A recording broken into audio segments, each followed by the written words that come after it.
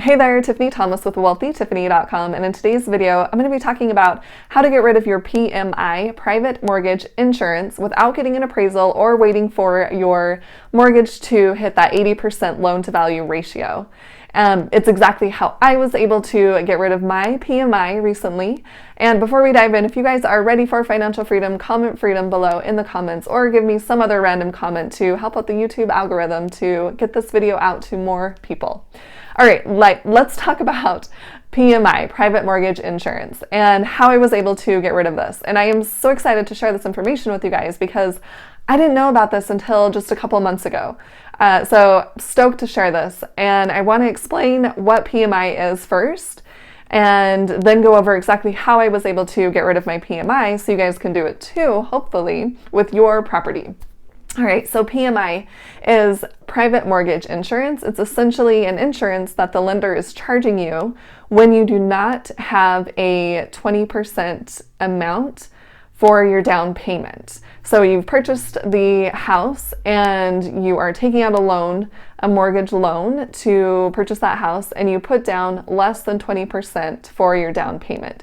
Maybe you put down 5% or 15%, then that mortgage lender is worried that you might foreclose on the property. So they want to have some insurance to kind of help them out in case that does happen. So they're going to charge this monthly amount with your mortgage payment. It's just included in there, and it should give you a separate line item saying, that your principal amount was this, that amount paid, your PMI was this amount, and the interest that you're paying, and then also escrow for your taxes. So those should be the line items on your mortgage statement if you did not put 20% down when you purchased your property. And that's exactly what I did. So I put down less than 20% on the house that I'm currently living in. And a little bit ago, my lender had sent me a letter, and they had updated their policy on how they are getting rid of their PMI, this private mortgage insurance. And they had listed different options to get rid of it. And I wasn't aware of one of these options. So basically, to get rid of your PMI, you can just wait for your loan amount to become 80%, your mortgage loan amount to become 80%, a loan to value ratio. So essentially, for example, if you bought a home that was $100,000, wouldn't that be nice? You bought a home for $100,000 and you decided to put down $15,000. So you only put down 15%. So you still have that $5,000 that you would need to pay on your mortgage in order to drop that down to an 80% loan-to-value ratio. So it would be that you would only have $80,000 left to pay on your mortgage instead of the $85,000. So hopefully that makes sense. We're just using really simple numbers. So if you took $100,000 minus $15,000, then you're going to get $85,000. So once you've paid $5,000 more, you're going to have $80,000, which is going to be 80% loan-to-value ratio on your house. And once you reach that, you should be able to take off your PMI, this private mortgage insurance. And sometimes some lenders will automatically take that off, but some of them will wait until it reaches 78%. So you really want to watch that. If you have reached your 80%, then you need to call your lender and ask them to take off the PMI so that you're not paying that extra amount. You don't need to be paying that. You don't want to be paying that extra amount. You can spend that money on something else. You can invest it. Okay, so that's one way. You just wait for the loan to value ratio until you reach that 80% on your mortgage. And then another way is to get a new appraisal done. And once they do a new appraisal, if that appraises for more than what you originally purchased your property for, and when they take a look at the mortgage, if that new value is going to give you 80%, then you can take off your PMI by doing it that way. So that could have been an option for me, but I would have had to pay $565 to get that new appraisal. You have to work with, in this case for my lender, I had to work with whoever they wanted to use as an appraiser. I couldn't choose my own appraiser. And I think most lenders are that way. But that would have cost me $565.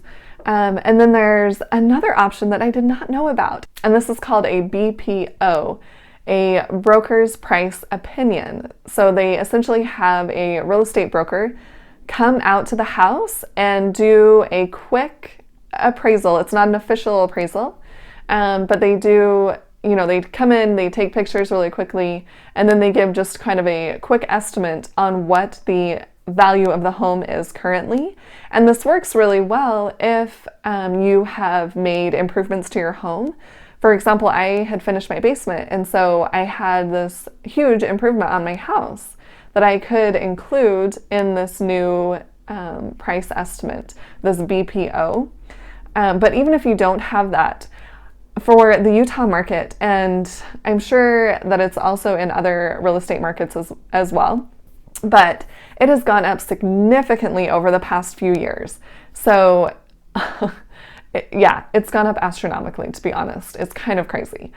But by doing this BPO, I knew that even if I hadn't finished my basement, that the price would come back way higher than I needed it to be, because of how much the market value has gone up on homes over the past few years. I had purchased my home about 3.5 years ago, and since then the prices have gone way up. So I knew that I wouldn't need to have made major improvements to my home in order for this to work. And a BPO only cost me $105. So a lot less expensive than getting an official appraisal done. So that's what I decided to do. I decided to go with this BPO, this broker's price opinion. And all I had to do was mail in my check for $105 with a little form that they had sent me in the mail. I had to call them and specifically request to do a BPO. And they mailed me this little form to fill out. And it's just, your basic information, very simple to fill out. And I just mailed a check to my lender, to my mortgage lender. And once they had received that and processed whatever they needed to process, then they had contacted a broker to send out to my house. So that broker called me. So from the time that I had mailed in my BPO request, 2 weeks later, he had contacted me and wanted to schedule a time to come out and do the BPO. And luckily, that was only 2 days later. So he came out 2 days later, and it was very quick and very easy. He was here maybe 3 minutes tops. I opened the door and he said, "I'm so-and-so with this company, and I'm just going to take a few pictures and I'll be out of your hair in a few minutes. And if you've made any large improvements to the home, please send me a text message with the estimated amount and what the improvement was." And he basically just quickly walked around my house and snapped photos in each room, and then came back down the stairs and said, "Okay, I'm going to be outside taking a couple of photos, and that's it, thanks." And I was like, "Oh, that was super fast. Are you going to email me your report?" And he said, "I'll email that to your lender. Sometimes they send you a report and sometimes they don't. So it really depends on your lender." And then he left. So super easy. And then 9 days later, I received an email from my lender with a copy of that BPO report, which showed all of the pictures that he took, and he did a few other home estimates that with homes that are comparable to my home. So all of that was in the report, and it put in there the value of my home currently that he thinks it is currently valued at. So all of that was in there, and the value was way higher than I had purchased my home for, which is totally awesome.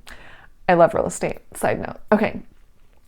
So once I received that, I called my lender and said, "Okay, when is my PMI going to come off?" And they're like, "Well, there's some processes that we have to go through.